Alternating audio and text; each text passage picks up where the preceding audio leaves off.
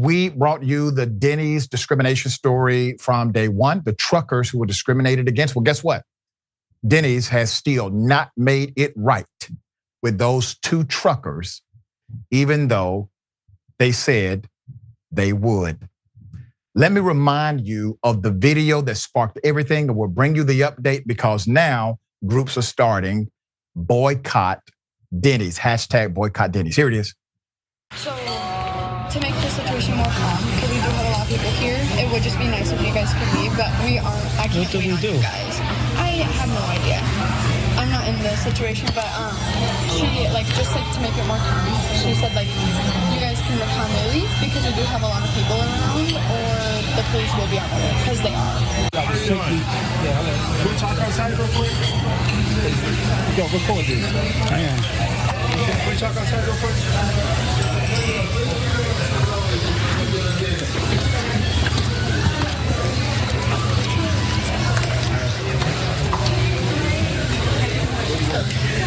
Just outside here. It's crazy. They're refusing to serve us. They refused to serve them. They called the police on them. The customers, truckers, were obviously confused as to why this was happening. They had not engaged in adverse action. There was no disturbance, but there was refusal of service. With millions watching and many people benefiting from this program called Indisputable, we just need 1% of the viewers to become a paid member so we can continue to bring this content to you. Now back to the show. We actually spoke directly to both gentlemen, Mr. Damon Whitfield and Hector Madera. Here's part of that interview. So he goes, excuse me, we're ready to place our order. And she goes, I don't like you yelling at me. He didn't yell. He wasn't rude. Nobody was out of the ordinary. And then he goes, I just wanted to say we're ready to place our order. And then she goes, well, I don't need you people calling me over to this table like that. Then after that, he said, but I saw that you serving other people and we just want to let you know that we're ready to place our order. Because like we said, we're not thinking racism or anything like that. So then she goes, you know what? I'm not serving you people. You need to get your stuff now and go. I'm calling the police. And then she snatches the menus out of our hands. It was just unexpected. It's just something that we weren't ready for. I surely wasn't ready. We went in there, wanting to place orders just like any other place. You go to, you walk into, you walk into a place to place an order, and we were just blindsided by it.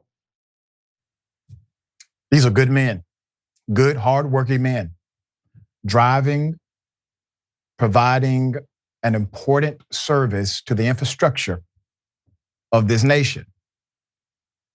They want something to eat. That's it. And then this happens to them. Now, once they were basically told to go outside, they could have possibly been arrested or something worse because the police were called on them for nothing. They contacted Dennys. They wanted to file a report. They reached out. Nobody reached back out to them. They reached out to members of the media.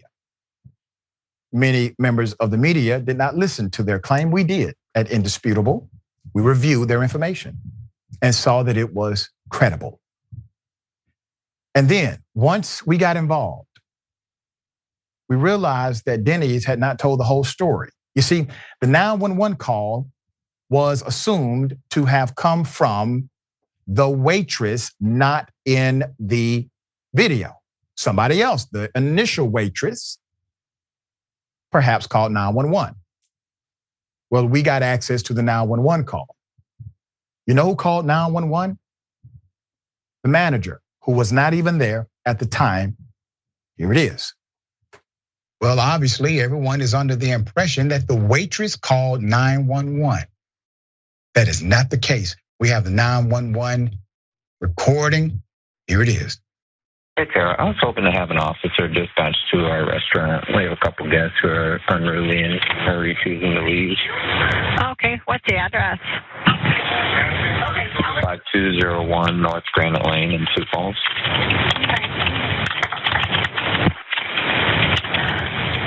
Okay, is that Dennys? Yeah. Okay. What's that phone number you're calling from? Okay. Are they being violent or have any weapons on them? Not to my knowledge. So I'm the regional manager. I'm actually getting ready to head in there. I'm about 20 minutes out. But the team called me and they said they're just like very confrontational and argumentative and like refused to leave the building and just harassing the team and kind of following them around the restaurant. Okay. Do you know what they look like or how many of them there are? Just 2 guys, African-American guys. That's all I really know. Okay. What is your name? At the moment, one was, what was that? I'm sorry. What's your name? Mike Fletcher. Okay. And they're both still inside the restaurant? Correct. Okay.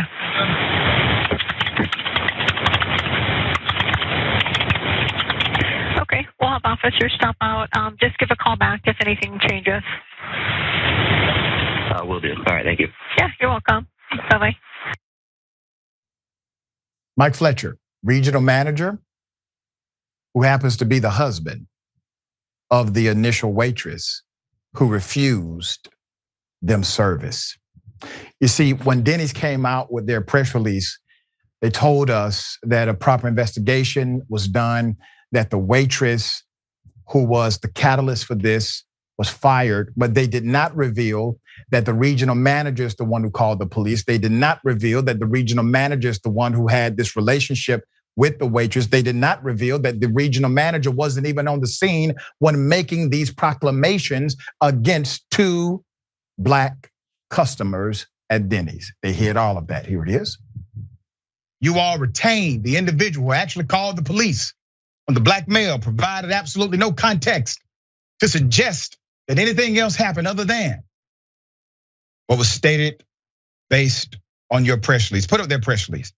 According to the original statement and press release by Dennys Corporation, the waitress in question was fired from her position at Dennys for the incident, stating, quote, as a result of the investigation, the franchise owner immediately took decisive action and the employee is no longer with the company. But that's not the employee who called the police and happens to be a husband-wife tag team duo.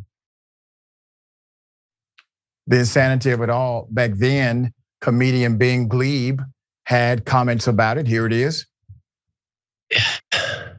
So frustrating to continually see these like doubled up actions. You see, on the one hand, racism on full display, refusing to serve to hardworking people coming in for a much needed meal break. Yep. And then you immediately see something even more sinister, like this double up, this cover up, this actions of the organization to protect the egregious behavior of one employee, and then it becomes systemic and the problem just gets so much worse. Yeah, the NAACP local, the national NAACP, and many other groups have now gotten involved. Put up the picture full mass. Question, why is it taking so damn long for Dennys to do the right thing for these truckers? I could not find an iota of update about Dennys doing right by these truckers. Groups are starting hashtag boycott Dennys, and we are supporting hashtag boycott Dennys. We have forgiven Dennys every damn decade for something. For something. How is it that Dennys continues to get it this wrong with customers and then proceed in an alleged cover-up after the fact? Because if my investigation can expose the 911 call and who actually called the police and what was in the context of that recording, I'm sure your on-site investigators were able to find the same. But somehow it did not make it into the press release. Buck stops with this woman, put her up full mass. There she is, the CEO, Kelly Valade. CEO of Dennys Corporation, joined Dennys Corporation as the CEO June 2022. According to her LinkedIn profile, according to the LinkedIn profile, it says, quote, with a commitment to delivering a guest first experience in a welcoming and friendly environment, Kelly continues to elevate the brand's purpose and value. Well, damn it, Kelly, you have a great opportunity to make right by these gentlemen, because until I hear from them that Dennys has made them whole, has done right by them, I will support hashtag boycott Dennys and encourage those who are allied with us to do the exact same, including trucker organizations. All right? All right, Trae, thoughts here? Yeah, I mean, on the one hand, I really, really hate it for these guys that they had to suffer this kind of indignity and overt racism and everything. On the other hand, the upside is at least they didn't have to eat at a Denny's, so there's that, because nobody deserves that. Yeah, no, this boycott, I'm gladly this will be the easiest boycott I've ever participated in my life. In fact, I've already been participating in this boycott for like 38 years now. So, I'm all for that, but I don't. Keep it moving.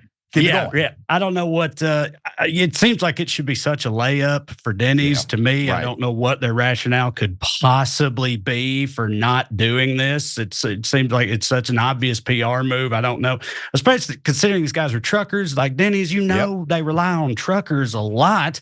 Right. So, I don't know why they're trying to antagonize a key demographic of theirs, especially when like racism's involved. It makes no sense to me, but I'd sooner lasso the moon than try to make sense of whatever they're doing over there at Denny's HQ. I could tell you that much.